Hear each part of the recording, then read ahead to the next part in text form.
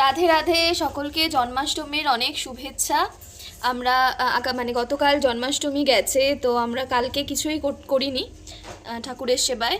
আজকে নন্দ উৎসব, তো নন্দ উৎসব উপলক্ষে আমরা গোপালকে সাধ্য মতন আমাদের ভোগ দিয়ে, আর গোপালের সাথে সাথে আমাদের যিনি আরাধ্যা আছেন তাকেও তোমাদের দেখিয়ে দিলাম। এবার আমরা দেখবো আমরা গোপালের জন্য আজকে কি ভোগ রান্না করেছি। সকালেই আমার মা পুজো দিয়ে দিয়েছিল গোপালকে, মোটামুটি ওই মিষ্টি দিয়ে আর ছোলা বাদাম এই সমস্ত দিয়ে। তো তারপরে আমরা ভোগটা রান্না করেছি, দেরি হয়ে গেছে একটু। তো চলো দেখে নিই কী কী আজকে গোপালের ভোগে আছে।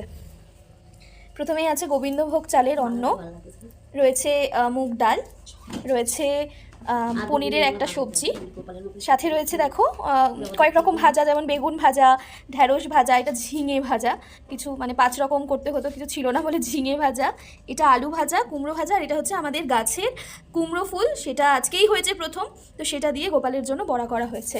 আর গোপালের মেন যে প্রসাদ সেটা হচ্ছে এই মাখন, কেশর আর মিশ্রি।